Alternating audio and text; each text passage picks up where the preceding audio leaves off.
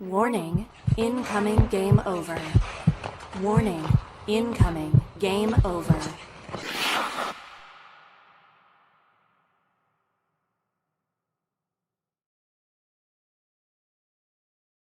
Hello, everybody. What a wonderful night. How about that game, right? How about that lovely, really fun, just pure hockey game? First, let me just introduce my guest. Uh, Conrad is here from Game Over Calgary.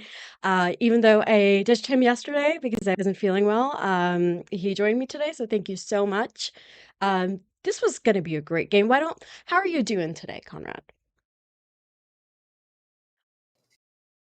Apologies, folks. Conrad, okay. Let's see if there is sound on me Yes, here. there's sound on you now. There should be sound on you now. I really apologize, folks. My heart was literally beating out of my chest too hard to focus on my usual duties. Not that I'm really good at it, usually either. But sorry, Conrad.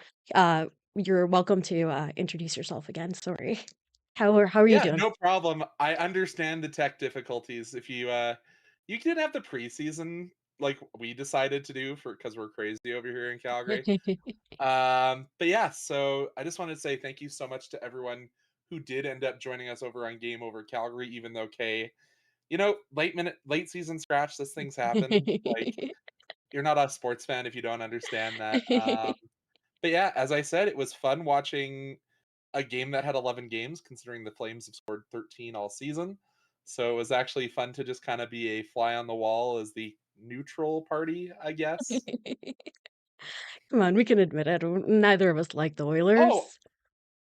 I'm the certified Oilers hater. Like, if anyone watched our live stream that we did with the peeps Yeah. from Game Over Edmonton last year, it was a lot of fun, but I am the Oilers hater of the network. So I wanted to see a win, but I'm not gonna lie, that last second goal on Monty did put me ahead in our fantasy league over Yeah. Austin. Okay. Sure. So I'm not entirely mad right now. Listen, if you don't mind, I would like to say some things. Oh, the floor is all yours. I'm just here for moral support. I am Yes. the therapist today. I'm gonna need it because that game truly, honestly, it's been a long time since I've been that mad at a game. And for no reason because of the players.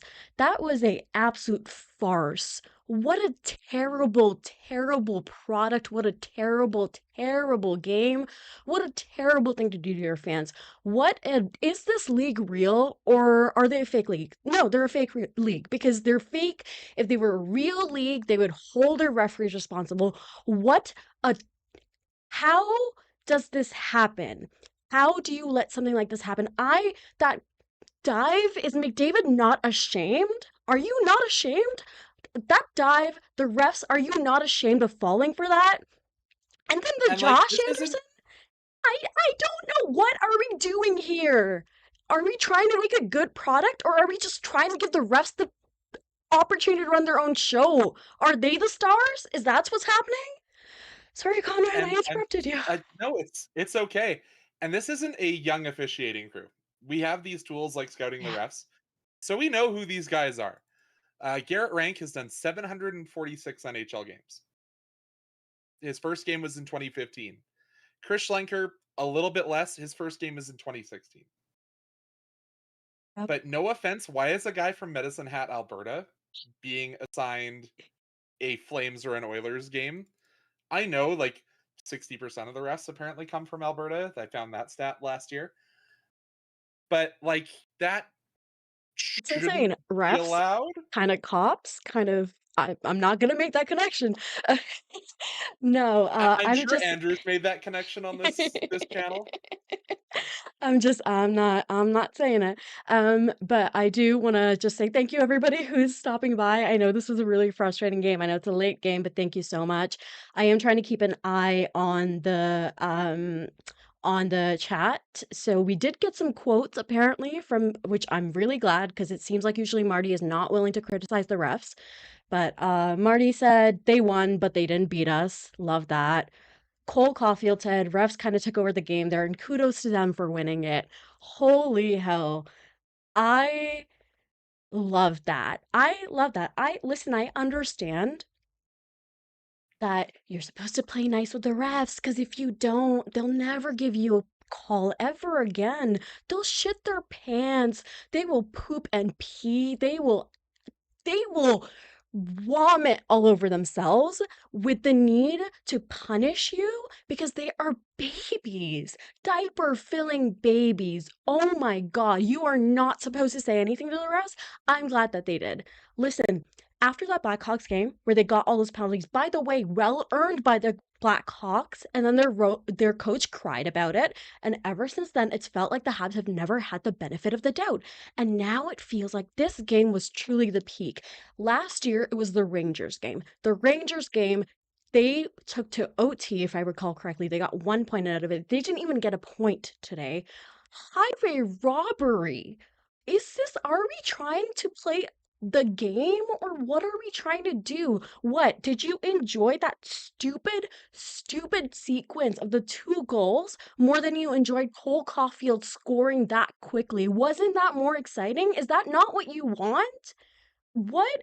Uh, What are we doing here? Oh my God. And I understand that some of this, as we can allude to, is TV ratings. Because I know I talked about this on the Flames network. The Flames are one of 4 markets that are not shown on American TV whatsoever, Okay, along with Montreal. love that. Yeah. So I understand playing to the ratings, but that's not supposed to happen. This isn't a telenovela. This isn't Big Brother. This is live sports. That's part of the reason we all love this and we aren't just watching WWE every week. Yeah.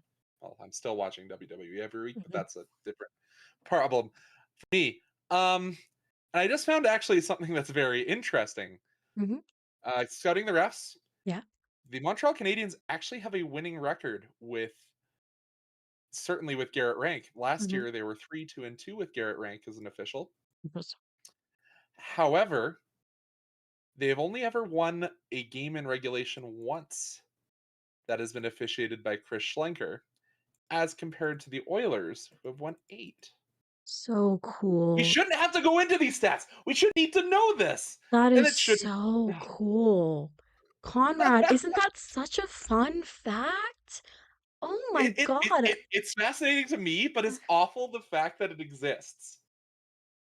Listen, I truly very often do not fall in the camp of the refs screwed one team. Very often I'm in the camp of the refs are not good at their jobs. They are simply bad. However, today it's hard to look at that game and not go the refs screwed one team. They screwed the Habs. The Habs, and the thing that sucks about this game is that this is the game that I think they played. When you look at the full 60 minutes, this is the best full 60 minutes I think the Habs have played. They had their bad moments, sure, but their second period didn't look like ass and butt. Like they truly looked like a team who knows how to play. And then the third period, and listen, okay, fine. Maybe they could have played a little bit better after they got those penalties. But you it's human nature. How are you gonna just calm down when you're seeing your veterans even get screwed? You see all the young guys very often getting these calls that they shouldn't. How is Josh Anderson, a veteran, getting a call for an unsportsmanlike penalty that we haven't even been told what? Did he say something? Was it that he shot the puck after the goal? Is that now a penalty? So the stick tapping and looking towards a ref, that's not even any better. Like obviously we aren't ever going to get what actually was said if something was said, Yeah. as the NHLPA seems to want to protect the players by not releasing audio like that, which doesn't make sense in terms of accountability Yep. whatsoever. But I've seen players get away with that at every single level from junior all the way up. If you are a ref in the NHL being offended by somebody applauding you for the goal, Mhm. like you're in the wrong career. Yeah. I get it. Being a ref at the highest level of any sport is not an easy job, and I couldn't go out and do it at a 18 single A game. Yeah. But you're at the level that you're at because you need to have you are the best at what you do in theory. Mhm. I'm gonna say in theory because we're all NHL fans. We've seen how atrocious officiating can be even at this level. Yep. But in every other sport, there is some level of accountability. We're Mhm. starting to see it in the NFL, Mhm. where refs are coming out by name, and we are hearing what the consequences of poor officiating will do, whether Mhm. that's being knocked down from head judge to line judge, whatever. We are never going to be getting that in the NHL. Nope. I've come to accept that because you're talking to somebody who has been in a fan base that had 3 years where we went from being one of the bottom 3 penalized teams to having Dennis Weidman take out a linesman to being the most penalized team until last year, Yeah. or in the top 5. So I'm never gonna be on the side of the referees in this league. No. I've seen what one incident can do. And this is coming from me, as I said, had the Weidman curse for the last Mhm. generation. This was one of the poorest officiating games I've witnessed in a long time. Insane. But Insane. nothing is going to change, and they are not going to be held accountable in the media. Well, if they do, not going to change anything. Yeah. They're not going to be held accountable by the NHL. And if the most they're held accountable is words coming from coaches and players on the Montreal side of things, It's gonna be us that gets fined, truly, and I hope they eat that fine with a smile. It's there's some banger quotes coming out, by the way. Gallagher says, "They're really good players over there. They didn't need help." Oof. Get him, Gally. you Get have him. you have the two best hockey players on the planet right now playing on the same team. Truly. Listen, how is this is the youngest team in the league on a second half of a back-to-back in a traveling very far from, And like, and not a and not a this isn't a we flew to Edmonton. Teams don't buy that. They pay the bus and go the 3-hour drive up the highway. that's the thing. How are we here? They are on the second half of a back-to-back. How are you, as Connor McDavid, Leon Draisaitl, supposedly the best players in the world who can do everything all by yourself, looking like such ass for 56 minutes of a game, and then all of a sudden you have what you need? I'm supposed to believe that it's the players? Oh my god, I need to calm down. I'm so sorry, everybody. I need to calm down. I've never been this mad. I don't think I've been this mad on a game Amidst the over flames before. descent of madness. This has been my whole year this year. Um, but, like, and you just said it. How do they need the assistance? Well, because they don't pay a goaltender, either of them, True. Very or true. they don't or they overpay a certain man who is very, very bald on their back end and Ball has a derogatory. sister that's bald derogatory, who is a very, very good at hockey sister. Yeah. Like, and it's the thing, like, we always say you can't take penalties against the Oilers, but when they're being handed to the Oilers, who are extremely efficient Mhm. on power play, you're not gonna win that game regardless if you're coming in fresh. Like, this was kind of a travesty because until that chain of penalties, it was a really good game. It was such a good game, right? Like, it was so much fun. It was there was everything. Listen, I have never seen the Habs play more exciting hockey than they have. Like, You're this getting the is Western accent now too. Come on, I'm fully corrupting this stream. truly, but, like, I've never seen them play such exciting hockey. You never feel like this team is out with this even, like, literally down 6-5. I was like, "Hey, there's still a chance." And guess what? There could have been. Like, there really could have been. Because this is the kind of team this team is. But here we are at the end of this game where I thought some players were really good, which by the way, guys, we will get into the individual players and we will go over some of the game. I promise. I think we all need to get this out of the way right now. You're not We the only one that's saying this. Like, I'm reading chat as well, and I think yeah. everyone needed this vent session. Yeah. Yeah. And it's like I just there were such good players from the top of the lineup to the third line. I thought looked so good, and I was looking forward to talking about Jake Evans, who's got that dog Jake in him. Evans legacy 2 days. Legacy 2 games, really. It's just I'm so excited to talk about all of that. And listen, even if it was a loss, like going into the third period, I was like, okay, something happens. I'm gonna be pissed. Don't get me wrong, I'm gonna be annoyed, but it's a game worth talking about. They've given us something. And now all everybody's going to talk about are these refs. And that truly is a travesty. That is a betrayal of the product on ice. Lane Hudson, I think, had 3 points this game or something like that. I should be talking about that. Why am I not talking about that? Cole Caulfield, do those 2 points. Those 2 goals that Cole Caulfield scored so quickly. I believe it's the second time he scored that quickly. Like he tied his record, like his personal record, or beat it, or is the second, whatever. And that's really exciting. I thought Nick Suzuki, despite not scoring any goals, had another banger of a game. Yuri Slavkovsky, that entire first line was so good. And here we are. At the end of the day, it is just such bullshit. But the thing that I can take solace out of is that this is a damn good team. And if all things had been equal, they held their own against the team that made the Stanley Cup final last year. And that is worth hanging our hat about. I don't know. Something like that. I think you had it right. And Our hat I on. think it also has to be said that a goaltender that, by all intents and purposes, had struggled to this point in Sam Montembeault played very, very well He played very well. despite the circumstances. Very well. And I I would think we'll say get into that more in the second period, so I'll save that point. absolutely. But just to kind of get everyone back into the aura of positivity Thank you, after Conrad. the I rant, really do need that. there are a couple shining stars that we'll talk about going into our next period. Absolutely. So I'm just gonna palate yes. cleanse. Yeah.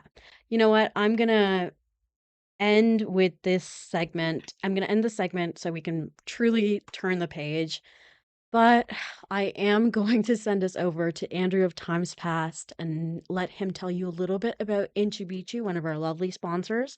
Hopefully this time I won't mute the audio. Um, and let's go. We will go into period 2. Famous chateau at 4000 Rue Saint Ambroise lies one of Montreal's coolest secrets, a glamorous Gothic jewelry store owned and run by women.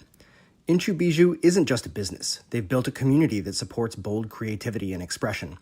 When I was first introduced to founder Astrid Episegomian's shop, I was floored by the detail, vision, and scale of what she's built from her own mind. I don't think anyone would call me goth, but I know an innovator when I see one. Along with building their own business, Inchu Bijou also hosts markets for vendors in their space called Marché Maleficarum, boosting their whole community. If you don't live in Montreal, explore inchubijou.com, where you'll find over 800 designs that range from affordable to bespoke. Check out Inchu Bijou right now, a Game Over partner from the beginning. Okay, we are back, and I have remembered to unmute us. Um, we are going to get into more of this game and some of the good stuff. Um, honestly, I don't really want to talk about the bad stuff because it's not worth talking about today. But first, I am going to give Conrad his stage because I'm not the only one with some rants for today. And this is one that teachers, why don't you go ahead, Conrad? That'll make a lot more sense once he starts talking, I promise. So for those of you who know me, you're probably thinking, "Hey, he's just dressed in all red because he's a Flames fan." No. For those of you who don't follow the batshit crazy that's going on in Alberta, I don't blame you. but I'm going to give you a little bit of a sample. Our teachers are going on day 15 of a strike for equal pay. Mhm. Obviously, remember our friends over in Manitoba that struck for their pay increase just last year.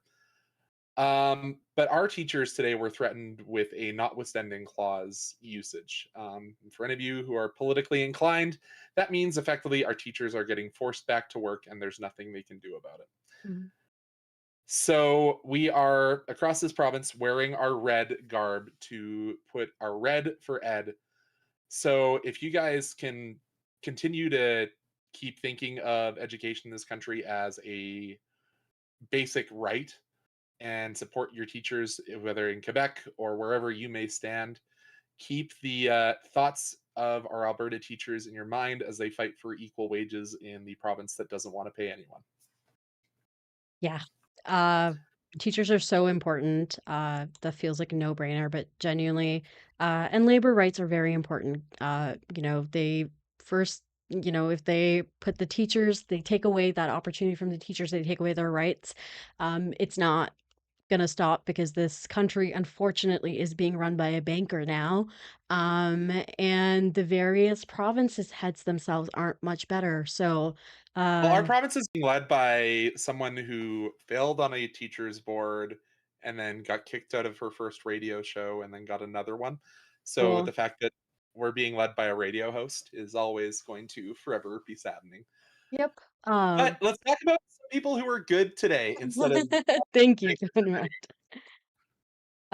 Listen, why don't I talk about my favorite subject, the party girl line, aka our first line. Man, also some lore for those who don't know, because I realize not everybody's as online as me. So for those who might not know, Conrad included, the party girl line reference comes from when at individual points when all of them were struggling or maybe not doing as well as they could be, um occasionally there would be like there's reports that came out about Cole going out drinking at one point, then something about Slav, and like it was all like this like bullshit stuff where like it was very clearly like this is being exaggerated or whatever. And then Nick obviously also apparently is not free of the allegations of party girl behavior. So that's where the party girl line moniker comes from. And they are my beloveds. Truly, I am so happy with that first line. When I when I did the show for the first game of the season, and I did it with Zach from Game Over Toronto, my hot take was that by the end of this season, the the Canadiens' top line was going to be statistically one of the best top 10 lines in the league. And everything I've seen so far has just reinforced that. They were very good to end the year last year. They were a very effective line. And it seems like they've kind of picked right back where they left off, right? Like I am loving Uri Slavkovsky's game so much. Um, he is just it so feels like he's we turned are a corner. so we're Yes. back to live slap love in We are Montreal. Is that what we're living, hearing? laughing, loving. Truly what a it's been so good to see. He's getting unlucky in terms of points. Like if you look at his points totals, they don't look impressive, but he's doing all the right things. His in terms of numbers, the hit totals are up, right? Like the more fancy stats are up. But this is one of those cases where if you there are Slav good games everywhere for those with eyes to see. You, I truly, he matches the eye test for me. Conrad, as someone who isn't deeply invested in Yuri Slavkovsky and my large Slovakian friends' success, how did you see Slav today? He's definitely noticeable Mm, and isn't afraid of going to tough areas for a guy that is as high skilled as he is. mhm. Um, I am also a fan of big uh, Western European players. As the Calgary Flames have a couple of them on the roster, specifically Adam Klapka, who is not as talented as Slav, but I definitely can But he got a understand goal. He why got the goal yesterday, so he good for did. him. He did. Um, one of our 13. But yeah, like first line definitely when they weren't playing ref ball were definitely noticeable and like it's so tough to evaluate because I don't get a lot of chances to watch Montreal because they don't come out Course. west and the Flames only come out How east once dare a you? year. I know. You know what? I might just have to stop watching Flames games at some point for my mental health. Like if you think you're bad right now, you need to start watching Game Over Flames and we'll talk about real mental health struggles. I thought you were gonna Um say watch Calgary Flames games. I was like, no, absolutely not. I don't wish I'll that on watch anybody. yours. I'm forced. I'll watch post games from Game Over Calgary, but I will not be watching Calgary games. I I don't encourage anyone to watch Flames games until next year when we have Gavin McKenna. But that's a ways away. Uh, but yeah, and this is also take this with a grain of salt, I guess. Hmm. But this is a game where Montreal didn't have the last change. This is a road game, so the Oilers were allowed to match up how they wanted on that top line, and I actually felt that I said this on Blue Sky that the Habs were playing so well that they forced the Oilers to break up McDavid and Draisaitl in the Yeah, third period for stretches of time. And that's not something that the that they like Oilers to do. Yeah. like. No, not at all, especially this year. Like that was their big thing was we're going away from separating those two just because they are such a play driver, and they were forced to today. Yeah. Yeah, no, it was great to see the Habs pushing the issue there. Um, Nick Suzuki is truly such a wonderful player to watch. Today we had Craig Button on the broadcast, who is a fellow Nick Suzuki Glazer. So frankly, glad to have him on. He was hilarious all game today. Listen, I understand why people don't necessarily enjoy his commentary because he literally cannot leave a second of silence ever. And I get that. And like very often he's on tangents and everything. I get it. But his love for Nick Suzuki forgives so much in my mind. I am willing to let go of so much for Nick Suzuki, and Craig Button Are you sees willing it. to give up on or to glaze 22.2% on the face-off dot? Listen, like you've never had a problem in your life. Oh, Have we hey, never made a mistake in our life? Come on. I I I have to deal with Michael Backlund being at around that same percentage, but also Michael Backlund's on the tail end of his career. But yeah, No, I and totally Nick's been a understand. lot better generally. But I haven't looked at the numbers, but I wouldn't be shocked to hear that the face-offs were a little rough today. 22.2% He's today. still learning. He's a baby. He's a 28-year-old baby. He will always be a baby in your eyes. Like, is this the way we're going? No, truly, he is innocent. He's 26, by the way. Good to I should know that.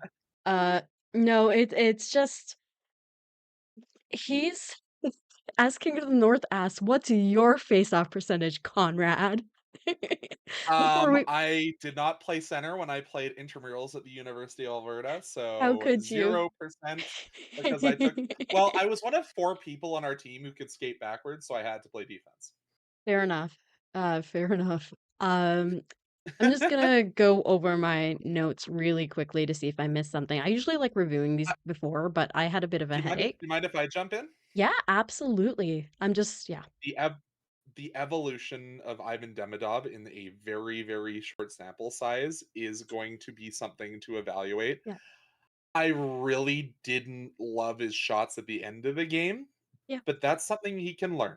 Mhm. Like, this is a player who has less than 20 games of NHL experience, if Yeah. I'm being remembering correctly. Like, Yeah.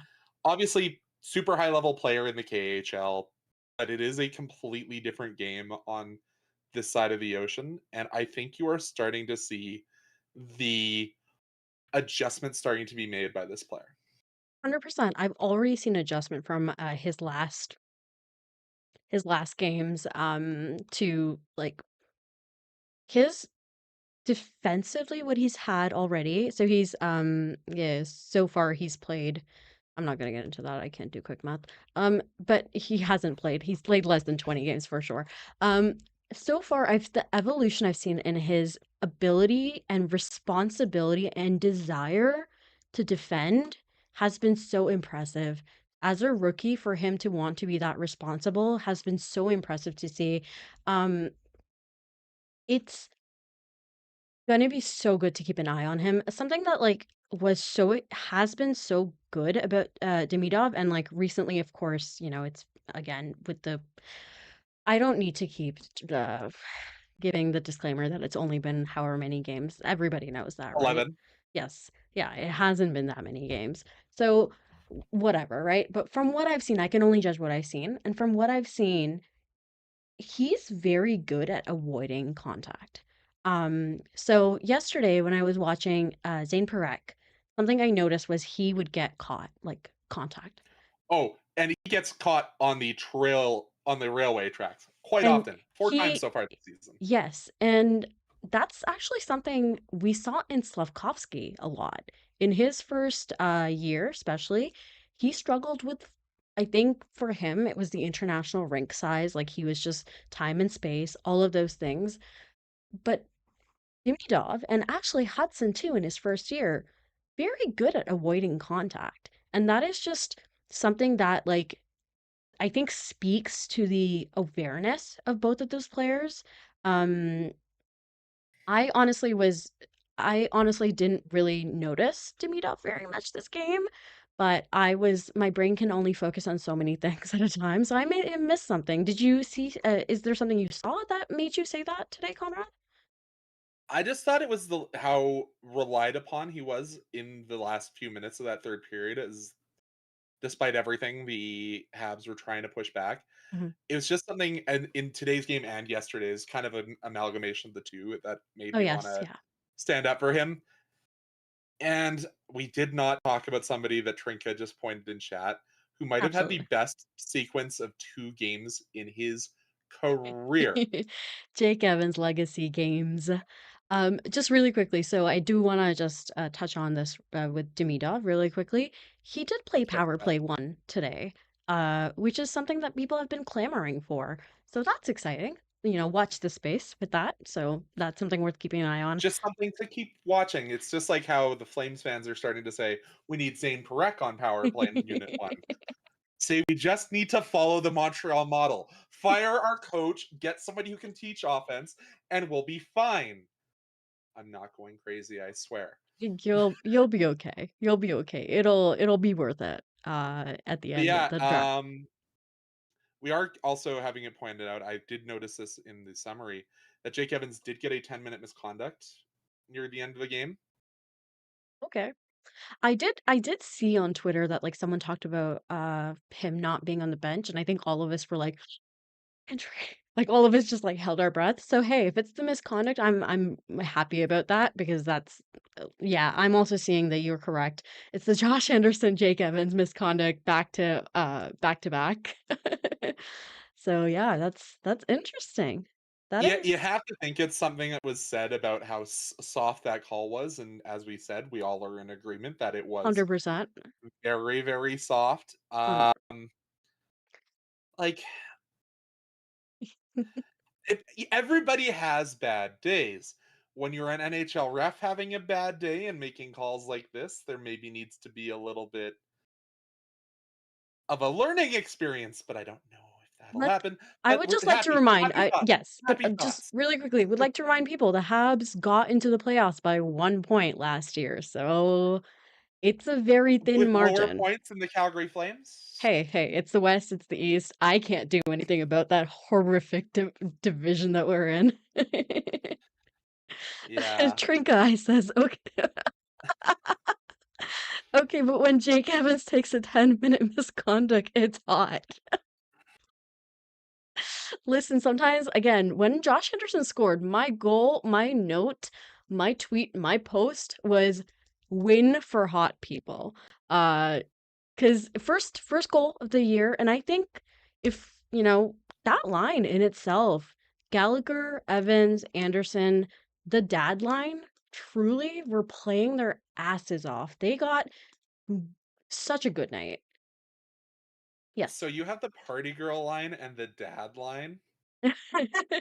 Well, Like, can we take a second here? Like, we had the 3M line because their names all started with some combination of Matt. Like, can we just appreciate this for a moment? But yeah, Jake Evans, like, he was a absolute pest in the game against the Flames. Absolutely. So good. And continued that against a very, very top-heavy Oilers roster. 100%. It didn't feel like that was like an easy match for the Oilers at all. There No, and is you said this is the back-to-back for the Habs, but to give the Oilers a little bit of credit, this is their one home game in a stretch of away games. They're back okay. in town for 2 I hope games. it sucks for them. I hope this away game series sucks for Hey, them. hey, we have to be nice to Avery a little bit. Come on now. Listen, I'll be nice to Avery when I don't make explicit threats against Leon Draisaitl on the internet. That is me being nice to Avery. You know, valid. But like that line is so it's such a like, and I'm getting this kind of concept from Ian Bover of Locked On Canadians and Laura Saba. They talk about the meat and potatoes line, right? Like sometimes I think in the New York Rangers game, was it perhaps? Or the whatever the game was before Calgary, there was a lot of fanciness happening with some of the higher skill guys. And what that meat and potatoes line did instead was they just went to work. Now, I don't think any of that fanciness, like too fancy, happened this game. But the meat and potatoes line did their work. And to me, they are so relentless. The thing about Jake Evans is sometimes it's less of a, and Andrew pointed this out to me. I was saying that like he sometimes has this like fine, I'll do it myself attitude.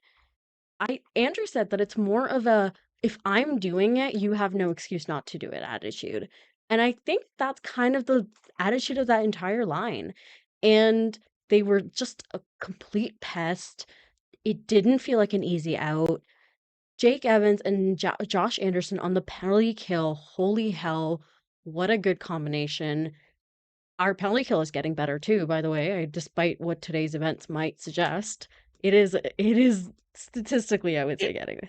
it was great until the commentator curse. Did you not notice that? I Did did. because was it it was Ray, I think, that said the Habs were 100% in their road trip through Alberta, and then immediately that first power play goal from Draisaitl goes in. Awesome, but God, I hate commentators so much. I say as a commentator. and lost among all of this is that we were on Hattie Watch for two guys. Bolduc, Bolduc, Bolduc? No, No, uh, what? Newhook I and know Caulfield. Newhook. Yes, yes. So we were Well, on. It could have been, Caulfield. Sorry, I can't believe I got Bolduc and Caulfield mixed up. What a great mix up by yeah, I me. was about to be like, You're like gout. um, yeah.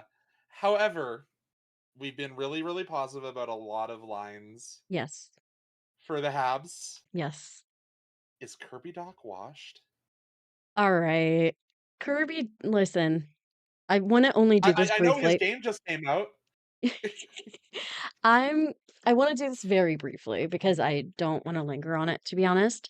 But he had 2 games, I think, that he was out, and then he came back.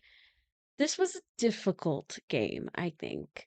I can think of at least one goal against that was that line just being again ass and butt. But I'm sorry, guys. That's my new bit, by the way. I keep saying ass and butt. I don't know. It's just very funny to me. Um, We're 13 all over again. yeah, but like certainly you need better from Kirby Doc. Um, it's a weird dichotomy, I think, because you're like, Kirby, you weren't playing yesterday, so you should be able to give us more today.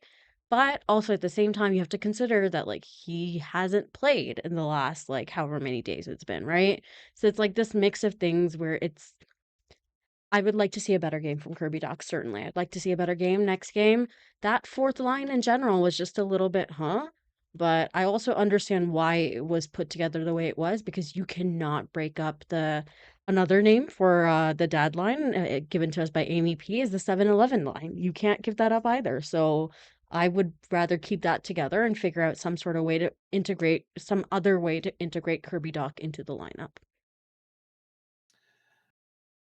Is he somebody that, I know we're a long ways away from the trade deadline, is he just somebody that kind of feels like extra pieces at this point for the Habs?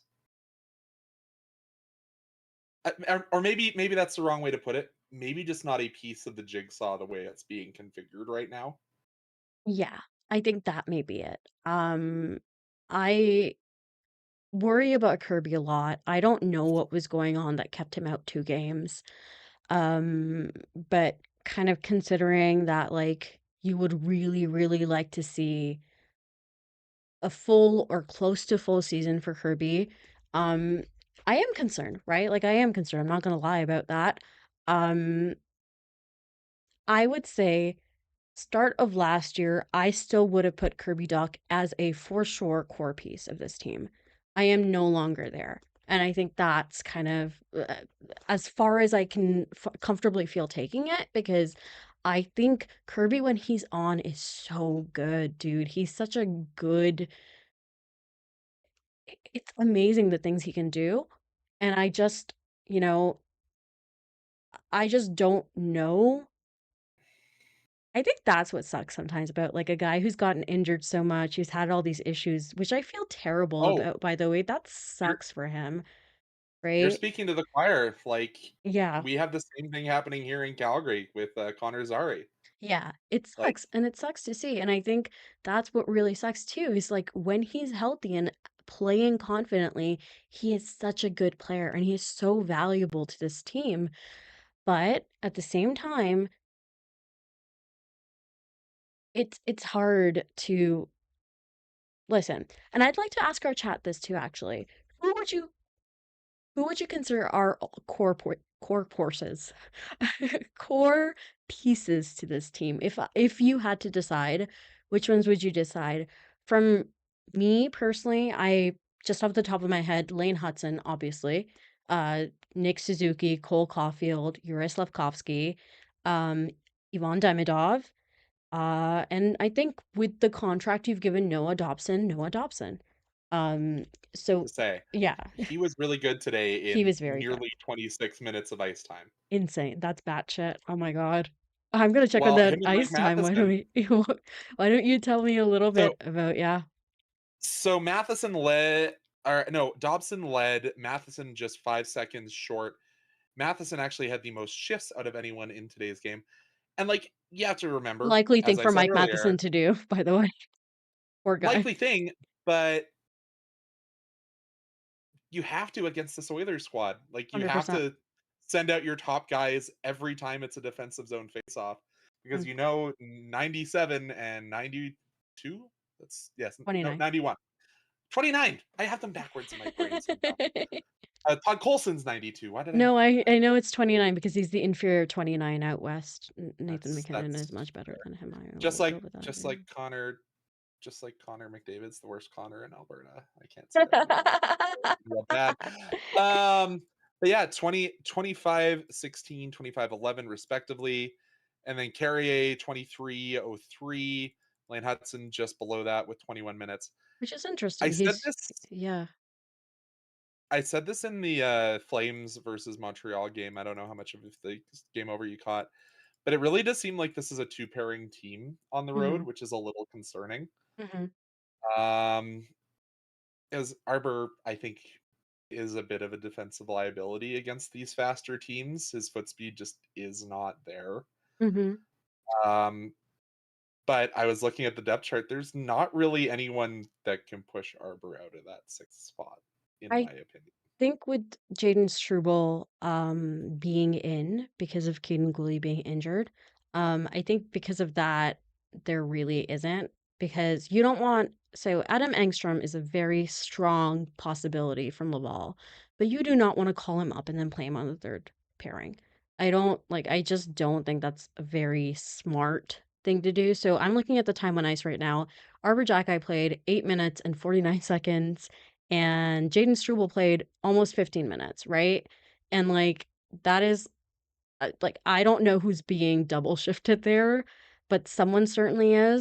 We know that Not Struble, Arbor. not Arbor, and it sucks because I think something I am encouraged about though, and I don't want this to come out in the wrong way because I am a big Arbor Jacki fan. As a Hamilton girl, very proud of him. Do not say it, Conrad. As a Hamilton girl, I am very proud of him. But I am encouraged by the fact that Marty doesn't necessarily seem Marty likes Arbor. I think let's just establish that. I think he's made it very Mhm. clear. Arbor's made it very clear. But he doesn't seem like he's just playing Arbor and because he likes Arbor. Coaches do that. And I'm encouraged by that. So I'm encouraged by the fact that Marty is making him earn his ice time. And hopefully he can earn it. Right now they are in a It's bit of a position where it's I don't really know who you call up right now. Can I interest you in one lightly used Jake Bean? Absolutely We not. just need a bag of pucks. Like, come on, help a guy out here. The Flames need to have one less eighth defenseman. Um, but anyways, I think there's one other person we need to discuss here, not to kind of just look at the time. Yes. But it is Sam Montembeault, who, if Yes. the officiating was kind of Let's get into yeah, the goalie conversation, but first I'd like to move us over to the third period. Because goalie conversations are always fun. I say with dread in my heart. Okay, I will send us over to our lovely sponsor, Les Saint Motel. While you're browsing into Bijou's goth shop, head next door and discover Montreal's most unique selfie studio. Whether you're looking to take some banger pics of your Halloween costume or cosplay, or you want to make some memories with friends, Le Saint Motel has you covered. Experience their bombastic decors that are always changing, hop in the ball pit, and take advantage of their extensive and flexible on-site lighting. Head to lesaintmotel.com to book your time in the studio, book private time where you and your friends will be the only ones allowed in, or book the space for an event. The dedicated, caring staff will make sure that you have a good time. I do have one warning for you before you book. If you have kids, they won't want to leave. Whether you're at Le Saint Motel or in Bijou, tell them Game Over sent you. We are back, folks. Sorry, Conrad and I were just talking we, about Montreal, really, the city itself. we were talking about how there's that stuffed animal wall in Le Saint Motel. I did a little bit of an ad read for both Inchubishu and Le Saint Motel on the stream last night. Yes, which appreciated. Because number one, I want that jackalope necklace that they have in Inchubishu. But yeah, that plushie wall gives like the right kind of serial killer vibes. Yeah. If you know what I mean saying No, that. So no, I totally hear you. Okay, Monty. Again, Monty, yes. yes. Because in a different world where those two penalty calls don't go the Oilers' way, Mhm, Monty very easily could have pulled a very deserved win out of this game. mhm, mhm. Like, and I know we had the conversation about it a little bit earlier, and there were some comments by Ramelli disagreeing with my comment on how I thought Monty actually played decently well for this game. Mhm. This is a goalie who you're probably going to have a little bit less back check on a back-to-back game across the country, 3 times or 2 time zones away. Yeah, 2 time zones away. Um, and where you had to face a third period back-to-back penalty kill. Yeah. Like, I thought Monty was better than a goalie that's had some struggles this year, what I expected out of him. I would agree with that. I genuinely would. For me, it's a thing of I thought that there were moments on penalty kills where he was their best penalty killer. And I know it's like the cliche that your goalie needs to be your best penalty killer, blah, blah, blah. but, like, he really does. And I saw certainly moments where, that was the case with Monty. Um, I believe, and I will agree that that last goal was a little questionable. Um, but I think most of the goals that went in were either really good goals or frankly, just terrible luck. Alex Newhook getting a accidental, not really hatty, but kind of by scoring that goal for the Oilers, right? Yeah. It sucks, but I hear what Romelli's saying. I really, really do because I'm just gonna scroll back to it because I was reading it when I first came in, but I just want to make sure. Um, Romelli said that, which by the way, hello Romelli, hello all of our regulars. I'm seeing so many people here, so thank you, our lovely regulars. Just a quick plug for if you haven't liked the stream yet, please be sure to do that. Um, so Romelli here says his positioning is all wrong. Too deep in his net makes himself too small and stops him from making a tough save. He didn't allow a completely bad goal, but he didn't make any great save either. I would say he made some great saves. I also, but I agree with the assessment that he didn't really allow any bad goals either. Again, that last one, it's a bad look. I think when you're already down and a goal goes in, like I think as a goalie, that just it's not a good look, right? Like it's just not a good look. Um, Monty isn't But small, and sometimes I feel like he makes himself look small in the net, and that sucks to see. Stand tall, queen. You really should. Like it's fine. like two of these goals bounce off three shin pads, Hmm. and those are going to be goals against 90% of goaltenders in this league. Yeah. Unless it's Hellebuck, who's on a bender once again, apparently. Like, Talk to me again in the spring. oh yeah, Sorry, sorry, hater time.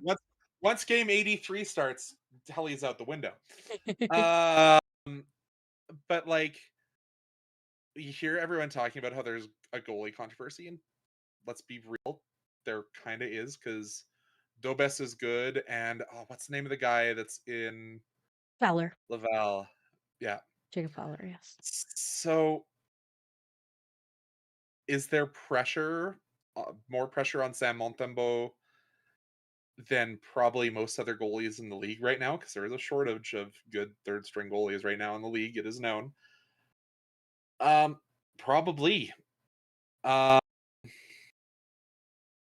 and all I can say is I hope that the Canadians spend as much as they can on the mental health side of things, Yeah. because I don't think it is necessarily a play thing. Like I No. don't think in my small sample size of watching Sam Montembeault that it is an issue. Yeah. Is he Dustin Wolf? No, because there's three There's of only those goalies yeah. in the league. It's very good, by the way. With his lateral movement. Oh my god. It's Jeez. so sad we're wasting him. Uh, but Welcome, anyways, welcome to Carey Price, buddy. oh, please don't put that evil on me, Ricky Bobby. I've already had wasted one generational talent in Jerome McGinley in my lifetime. Like, I don't need more of this pain. Um, but without the two power plays, you don't see that Colson goal because Mhm. he's not on the ice at that time. Mhm. Like, and this is probably a win going on to Sam Montembeault's record. But Yeah. ifs and buts for candy and nuts. And it sucks, man. It really does because I do feel like it looks a lot worse than it is for him. And Um, I think all honestly, sorry to no, interrupt, no, but like absolutely. I don't think you see Josh Anderson take that penalty because I think he's kind of standing up for his goalie saying that goal only happens because of the penalty. Like I Yeah. think this is a team that is rallying behind Montembeault. Apologies for I always hear Mark talk about Montembeault last year, so I now see it in a Quebec accent. So No. I'm not trying to intentionally do it, but No, yeah, no. Montembeault is is two bad calls away from putting a win on his record, and I think having a lot of the heat turned off. Yeah, that's Is it unfortunate. maybe need to stay on because I maybe the positioning isn't great because I'm not a goaltending coach, no matter how much I like to play one on TV. Um, Don't we all? Yeah. So I think that some of the pressure that us as fans and the market puts on Montembeault, because he is a Quebec goalie playing for the Canadiens, is maybe a little too high right now. Hmm. I think that like Monty is a good goalie for what this team needs. Sorry. Oh, I apologize. We have to shout out the friend we were gonna say we had to be nicer to. Hi, Avery. Hello, Avery. I'm not mad at you. I'm mad at your team. I think that like with the goalie conversation, um, last it, after yesterday's game, I posted a video on both Blue Sky and Twitter of something Nick Suzuki said when he was asked about what it is like playing in front of Dobesh, or like, do you guys, how does it feel? Do you trust, or something like that? It was essentially like a very not pointed. I wouldn't even necessarily say it was pointed, but it was like specifically about Dobie and what does it feel like playing in front of him. And Nick was very, and I like to think it was a very, very deliberate thing by him because Nick Suzuki chooses his words very carefully, and he's very good at that.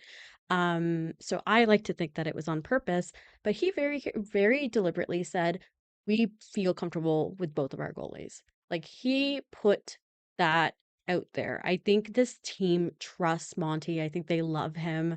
And I think they love Dobesh too. I think that's the fun thing is that both of these goalies are really A, lovable in general, but B, both of them have shown enough that it's not like I'm nervous with the idea of either of them being starters because I have all the faith in the world that Monty can get back, his top game. And we've seen Dobesh play like the great games he has. Um, I think there doesn't need to be a goalie controversy. There is. I think we can have and I know it doesn't work this way because of the nature of teams and hierarchies or whatever, but it And really, men. huh? And men, And how correct. men react. And correct. Um, I really do think that like it's a very good situation for 50-50 for the Habs. Really, it is. You know, Dobish right now is on a hot streak and doing very well and having a great start. And why not, right? Like, why not start him? Um, they need to, especially if they're planning on making the playoffs, which I like to think they are. So, and it's nice. One of the big things I think about this really good stretch from Dobie is that I think he is giving Marty more and more reasons to trust him. You know, NHL coaches very often don't love playing their backups, right? Like to them, it's like oh, this is like, when can I get away with playing my backup? I had years of Daryl Sutter. Yes, continue. So like uh, we rode poor Carey Price into the ground year after year, played so many Mika games. Kiprusoff, same way. Yeah, never had like any real time off, never had a real backup for any significant amount of time once the start of his career passed. Um, but not every goalie, first of all, we shouldn't have done that to Carey Price. But second of all, not every goalie is Carey Price, and you can't do that, right? Like he at least managed, for the most Yeah, part. So last year we saw Monty go out in the playoffs. Again, I know it was like it was a play that led to it. It wasn't just like a non-contact injury or something happened, but that maybe injury doesn't happen if Monty hasn't been played as much. My point being that I think it's good that Dobish has had one whole-ish year in the NHL for last year, played in the playoffs, earned Marty's trust there, has played well to start the season, has been earning Marty's trust. I think that Monty has enough of a record that Marty trusts him. Dobesh is creating a trust, and that's the best case scenario. Like, I really just want both of these guys to be able to be trusted equal amounts, you know? and to build on that, we're seeing so many more injuries occur to goalies who take this workload. Like we're seeing now with Jacob Markstrom, everyone pointed to him as like, oh, this is a guy who's playing 60, 70 games a year. Mhm. This is what all goalies should strive to be. And we're seeing that no, this isn't a sustainable model. Having two goalies who you can trust needs to be the way. Yeah. Hey, we saw it here in Calgary over the last month in a congested schedule. Like, because we have to remember this, every team this year is having a congested schedule because of the Olympics. Olympic, yeah. So you're going to need to have two goaltenders who you can play in games that are back-to-backs like tonight, Mhm. or to have stretches where you just need to tell your starter or 1A, 1B situation, no, we need to stick to this workload because of how absurd the schedule is this year. 100%. And I actually think Montreal's in one of the best positions this year. You're not relying on, oh God, I'm about to be sick, Big Save Dave as your backup. You can go deal with that, Islanders, okay. But like, I think fandoms need to relax on this whole there needs to be a number one goalie in the NHL these days. Mhm. Because I understand you want to weight the games a little bit, maybe more in one guy's favor than the other, but that's going to be in a okay. I'm going to talk about an 82 game schedule because we don't have 84 games yet. Hold on, next year. Oh, Um, brother. Oh, brother. but it's not going to be a 41-41 in any system. It's going to Mhm. be probably about a 48 34. Yeah, that's the math. Um, and if you're gonna play Dobie 35 games a year, let's keep it in that ballpark. Like, I think you've reached a point where you're comfortable with that. Mhm. Um, and I'm probably gonna be told, "Oh, you're from Calgary. This is coming out of your ass." But there is always going to be more pressure on Montembeault Yeah. being the Quebecois goalie Mhm. playing in. And I think that's just the nature of it, right? I do think I'm seeing Trinka in the chat say, also, good night, Piano Matt. Thank you for spending the night with the late night with us. But Trinka is saying that I don't worry Yeah, about Monty's. what's it like on the 24th? I don't get to Oh, know that yet. I scheduled when I scheduled this stream, it was for 12 like I had to schedule it for the 24th, and I was like, oh brother. Um so can't wait for those 10:30 games, you guys. Those are gonna be really exciting. But yeah, so Trinka says that I don't really worry about Monty's mental health. He seems pretty steady. And I do think Monty is rather well adjusted. That sounded awful, but I do think on the scale, but you obviously can't really judge from the outside. Either way, I hope that like I think that's actually something I'm encouraged by is that I saw Monty, especially when the goal was scored off of New Hook essentially and went past him. I don't think his play lessened after that. I don't think he started flagging mentally because it could have been, like he was his first start. Like he knows he's not stupid. He knows there's a goalie controversy happening. He knows Dobesh got the last start, versus another very good goaltender. Like it can easily be framed in any sort of way, right? It could have made him fall apart a little. But I think that's one good thing about Monty is he seems very good at when he seems to have the capability of just forgetting about the last one, right? Mhm. And I think that's really encouraging. I hope, honestly, in general, I hope that teams are investing in mental health. I really hope that the Habs are because they're such a young team full of babies. Um, and, they've had some players who've been injured often and all these things. So I do hope that, like, you're the Montreal Canadiens, you can afford the best money can afford. So you better be affording the best money can afford, you know? Sorry, I'm just reading Trinka's comment and having every now and then you fall apart, and I need you more than ever. Because I think that's the way you need to look at it. Like, you need both these goalies to be on top of their game. And I think that maybe we need to do one more point and then move on to our overtime, because I know, as you said, it is getting late out on the East Coast. I'm I so also pumped think full of having. adrenaline, by the way. I'm still coming down from it. Are you sure that's not just the fumes from the steel factories? There I Hey, go. Gotta have hey! my Hamilton joke at some point. I'm gonna end the stream. Uh, but I also think having Martin St. Louis have the ability to know his two goalies, because I'm just thinking like a coach, and I talk to so many of them in my life as a play-by-play person that I kind of think I know how they think. I think he would have gone to Monty and say, "Hey, you're still my number one. I'm Yeah. playing you against Connor McDavid, not Connor Zary." Like, as much as you want to have that goalie battle between maybe two of the hotter goalies in Canadian jerseys, as Montembeault can be, it's I think saying you're going in the tougher of these two games from an offensive point of view to still have him have that faith as I'm the starter Mhm. will probably go a long way, and I trust that Marty is smart enough to do Is something handling along that those well. lines. Yeah, yeah. I think that's something that, like, we'll move on to our OT, but I just wanna add to that in that, like, I think this is a good thing about having Marty as a coach or sorry, as a former player be a coach, because I think he's been in the room so recently that I think, understands, like, he remembers. Like, I think even former players, sometimes if they've been away too long, don't always get it. And Um I think you remembered that the Flames let him go for nothing last night, just by the way. Yeah. Oh, whatever.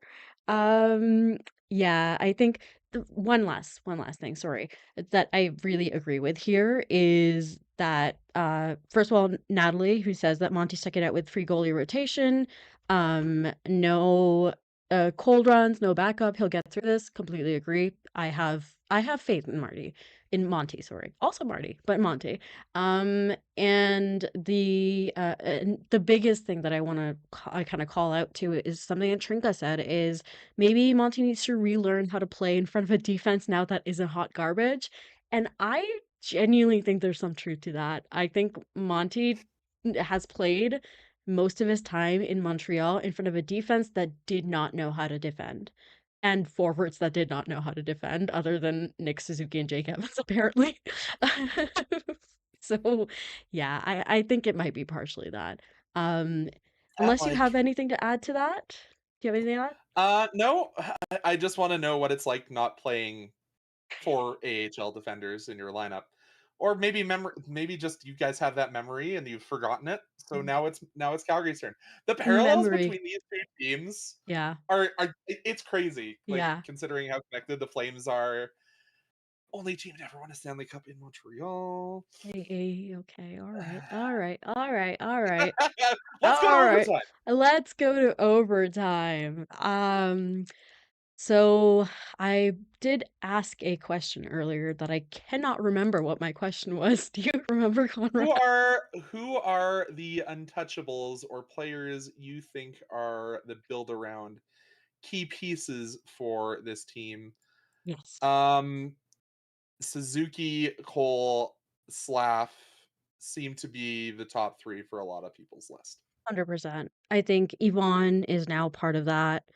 Um, you know, I think Noah Dobson, Dobson as strictly by well. nature of what you've invested in him, which by the way, like, not that I expect or truly understand if people are keeping up with the Islanders. I'm a sicko, so that's why I'm keeping up with the Islanders. I'm cheering. I'm always in Joe Duran's You're cheering corner. on I'm not you're cheering. cheering I, on I'm Big not. Save Dave. I'm not cheering on anybody except Jonathan Drouin and Emil Heineman, who's doing very well in on the Islanders. So see, I avoided the in or on conversation there, but playing on the Islanders roster, Emil Heineman is doing great, which I love that for him. Man, I miss him so bad. Come back, Queen. Like, I genuinely miss him so bad, but it's fine. I think he's been kind of replaced by Bolduc, which is great. I don't think it's like um, what do you call it when it's not an upgrade, Conrad? Downgrade. A down Downgrade? a Oh, downgrade. like the Flames record this year? All right. That's Yeah, but I don't think it's a all downgrade, but around I me. do I do miss Emil Heineman, so good for him. Um, Once again, I do want to remind people as we are doing our overtime. First of all, you're welcome to drop any questions in the chat. If there's anything you For said before. tonight or last night. Or yeah, Like, or because I'm about last still night. here. Oh, Like, truly, yeah. Yeah, anything about last night, the Calgary game. If you said something earlier that you wanted that we maybe missed, just sometimes YouTube just scrolls, like, the chat doesn't let you scroll back all the way to the start of the stream, so maybe we missed something, so you're welcome to repeat them. And while you're there, typing in your questions in the chat, move your mouse up just a little bit, tiny bit, and hit that like button. And if you're not subscribed, move your mouse over a little bit more and hit the subscribe button. Love you. Okay, thanks. Um, Come on, you don't often get hour and a half long yap sessions between me and Kay. Like, the least you can do is like. yeah, come on. Come on. I think how angry I was at the start of this stream, truly, maybe for the sake of my actual headache I've given myself at the end of this game. Come on, guys. I'm suffering. Love you. I'm suffering every day as a Flames fan this year, so I just know the suffer is real. Ooh, Who I'm starts next seeing. game? So, Oh, sorry, sorry. I was really gonna ask quickly. you I a did want question. Start to out. I did want to address something that Moose said. I was also dodging this when somebody else said it. I can't remember why because I didn't want to get into it in case people disagreed with me and I didn't want to have that conversation because it would upset me and I'm already upset. Anyways, Moose mentioned top line, Demidov, Goulet, Dobson, Hudson. And that is my list. I did not say Caden Goulet earlier because I didn't want to have to argue it. I would put him on that list. I know the injuries make it a bit of a thing. I just think he's been very unlucky. I think he brings something to this defense group that the other big parts don't necessarily have. Um, so hey, here's to Caden Gooley being back in about a month. And I will Hopefully, it's closer to a month than 6 weeks. a month. It's gonna be a month. Conrad, it's gonna be a month. It's gonna be a month. It's a month. I'm just a messenger. It said 4 to 6. No, it's gonna be a month. So, do you mind if I ask my question of you, Kay? No, you may not. Yes, please do. If you got into the brain and Martin St. Louis and could choose the one thing, and that one thing being who gets the next start, who would you be going to? Because I Dobesh. actually don't know who the Habs. You would be going Dobesh. Actually, I should also check who we're playing before I say that so Oh, that's confidently. that's the Vancouver Canucks on Saturday. Oh yeah, go to Dobesh. Because it's a Saturday night game, hockey night in Canada. You might give The late of Montreal. the triple header. Yeah, I think you might. I think like, uh, I wouldn't mind either one, and that's a bit of a cop out. But maybe Marty would give it to Monty because of I do think Marty still sees Monty as the starter, like completely. I think coaches are the last one to have the goalie controversy question come up. So I think in his mind, and I think he'd want to give his starter hockey night in Canada, um, on a Saturday, like give it to him. So I think it's And let's probably, be real. and I think he earned a win. I really want him to get a win on his record. He earned a win. And the Vancouver Canucks certainly have the pieces to be an offensive juggernaut. As I say that, I see just lots of fives in the goal column for the Canucks. But they're a very streaky team, and they just lost to the Predators Yeah, today. yeah, So I think if you want to have a continued pump up of the Montembeau self-belief train, yeah. the Canucks can be one of those teams. I agree. I would agree with that. Um, yeah, I to go back a little bit, because I always want to, I'm always down to talk about King Gooley, but something I did want to point it out. What something Moose said: appendix removed, cut by a skate, appendix I had one of those removed, earlier. cut by a skate. What can you do, right? Like, and I think that's, he's had some bad luck. It sucked. I said this on Twitter and I did not check the replies because I didn't want to deal with what the replies would be. But I essentially, like, I tweeted and then I moved on. You know what I mean? Like, that, it was one of those moments where I just tweeted and I moved on. And I said, there's a difference between bad luck and injury prone. And I think Caden Gooley has just had really bad luck so far. And Chris says that I want Caden Gooley to have an A ASAP. I agree with that. I Can think he play 60 games in a season before he gets a letter? no, no, he gets it now. He gets it now.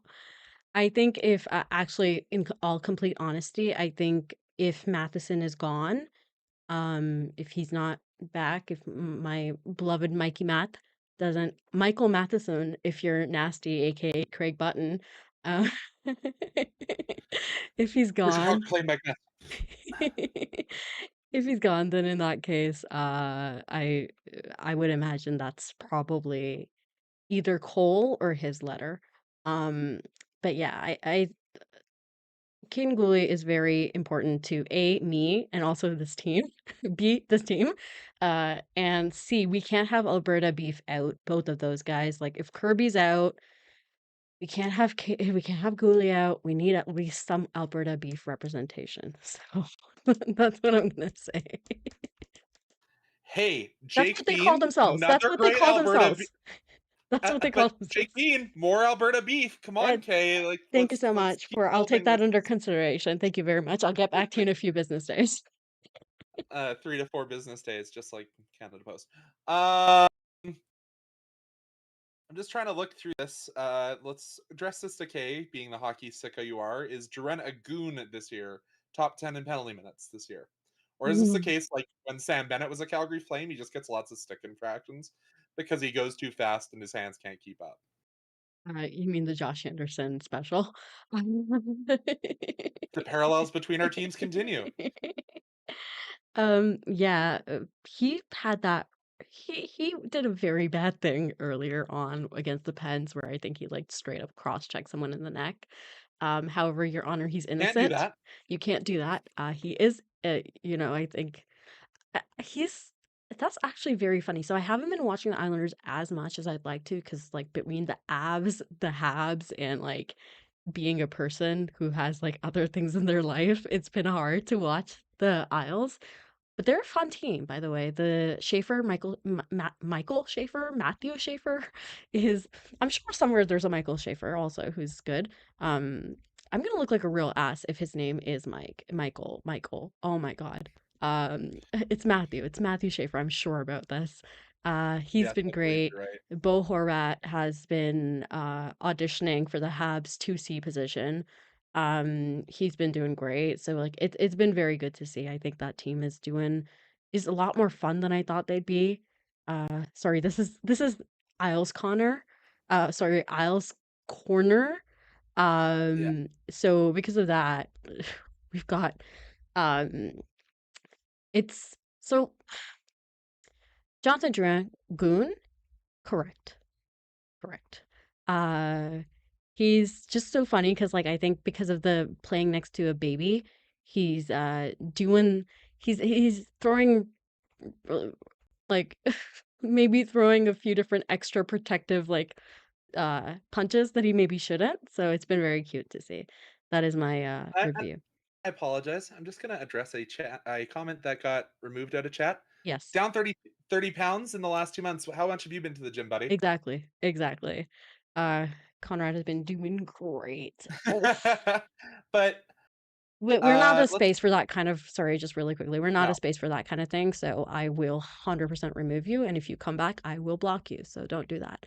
Um, But I'm also gonna go back into the chat. yes. Trinka asked, "Is Alberta okay?"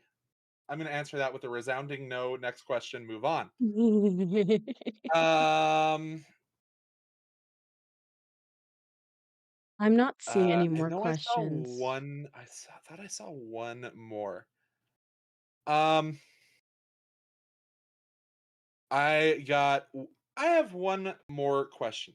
That's correct. Sorry, I'm looking at the chat. I promise I'm not looking anywhere else. You're all good. If the start of this season hmm for the Habs was a Taylor Swift song, hmm what Taylor Swift song would it be? I unfortunately don't know many Taylor Swift songs. Okay, Yeah. if it was a song of your choosing, let's remove the artist from this. Oof. What would your song be for the start of the season? What would my song? You know what, guys? We'll do a live Spotify check. How about that? How about that for exciting stuff? Um, for me, so most of the songs I listen to are either like super depressing, weird like murder ballads, or just like old You grunge. Like, Okay, while you look, do you want to know mine? Because I yes, have one that absolutely. instantly came to mind, and it Absolutely. fits in your genre. hmm I'm Not Okay, I Promise is the Flames song for the start of this season. Because if you wanted honesty, that's all you have to say. Honestly, I get it. Oh, You know Kevin what? McKenna Dare to I be a say, Calgary Flame. "Ain't No Grave" by Johnny Cash? Maybe, perhaps? Ain't no grave that can hold this Habs team down. I 100%. appreciate that. 100%. So that's my off the top of my head question. Maybe I'll think about it a little bit more and answer next time I'm on. And And I and let's both put ourselves in the brains of the Oilers fan because we don't have game over sorry. Edmonton currently. That was the Because it's been a rougher start than I think Oilers fans would want. Because we'll do this for a little bit. Because hey, we why can think not? of our game over brethren. Um, I think I'm gonna go in the way of musicals because I listen to way too many. hmm And you're living in Hamilton. I'll reference Hamilton. I think Yeah. it's You'll Be Back from Hamilton. Okay. Soon you'll see. We have not seen the end of the Edmonton Oilers. This team Unfortunately. is far too talented outside of their goaltending. Evan Bouchard is a beast that has been very, very snake bitten to start this year. hmm And as much as a Flames fan, I want to rip my tongue out saying this. They are going to make it to the Western Conference Finals again. They'll You be think back. so? You think so? Maybe sure hope so the Avs can kick their ass. Just Kale McCarr. hey, hey, Stanley hey, Cup back to hey, Calgary. hey, Kale hey. McCarr. Well, yes, he can bring the cut back to Calgary. He's just not coming back to Calgary if that's where we're Oh, going. we all know he's coming back, Kay. We all know it. Boo. Yeah, as He'll the never chat sign says, and play with another Calgarian absolutely Kale not. McKenna. No. I literally almost threw my mic off the table. But something that the Denim Man says, historically, the My house, Oilers have had a rough. Sorry? that's my housemate, by the way. Okay, hello. He says historically the Oilers have had a rough start to the season. Like the season before last. Yeah, totally. This is just something they do for some reason. It's their fun little bit. But I'm gonna say something that I think everybody is saying is like, guys, figure out your goalie situation. Like I know it's not that simple, but like genuinely, Connor McDavid gave you free, you know, he gave you a lot of They space. pay they pay the least of any team for their goaltending tandem, hmm and they're getting And it shows. results like that's It what they do. shows. Yeah. But I think again, the Oilers can outscore their problems. And I would like them to start doing it, please, because Connor McDavid is on one of my fantasy teams. And Try in our game yes, over one, and so he's not winning me anything, and I was promised wins, by being forced to draft Connor McDavid. I should have drafted Nathan McKinnon. At least I'd be able to look myself in the eye for that one. but yeah, it is awfully late out east. Absolutely. Anything you want to say, Conrad, before we head off? Head off, log off, shut off? Um, I know that we were supposed to have a game on Game Over Calgary that you could have gone and supported tomorrow. Well, not because I got to go to the Wranglers tomorrow. Hell yeah. But to all of the fans that have stuck us out, thank you so much for allowing me to join you here on Game Over Montreal. As I said, there's a lot of parallels between this Habs team, not just us putting your coach on waivers once upon a time. Like it goes back to Matthew Lombardi, it goes back to the Flames in Montreal facing off in the finals and the Flames being the only team to ever slay that monster in the Forum. Yeah, Thank you so much for allowing me on, Kay. It's always fun because we always talk for way too long, and always. We love to yap. um, we are the two yappers of the Game Over Network. Now that Yes. Kai's in the shadows. But thank you so much. It's nice to actually watch a team that scores goals for once. And, if only could have taken 2 points off of Edmonton, but beggars can only choose so much. Hey man, we tried As our well, best. I am gonna do one little promotion here. Do you Absolutely. like watching amateur hockey, specifically U16 hockey? The Western Hockey League Cup is going on this weekend, and specifically on Sunday, I will be doing the play-by-play. So, if you want to watch some of the best young hockey that this country has to offer, and you have a Victory Plus subscription, you can watch for free. Just something to do on a Sunday if you don't want to watch the Blue Jays game and want to watch really good young hockey players. Yeah, Just saying. absolutely. Conrad is very good at his job, honestly. Uh, very good at, being able to speak, frankly, not something I'm very good at. So good for Conrad. But yeah, thank you so much for joining us. Thank you everybody for joining us. If you are watching this back, not live, you're welcome to comment on any of the things we discussed. I'm happy to reply back or maybe address them the next stream that I'm on. And if you're listening, thank you so much for listening. And I love you guys. And this game was great and then it sucked, but we can get back to it being great because if the Habs play like this, they're gonna win more than they lose. So good for them. Love this team. Very excited. Cole Caulfield rocks. Go Habs, go, and good night.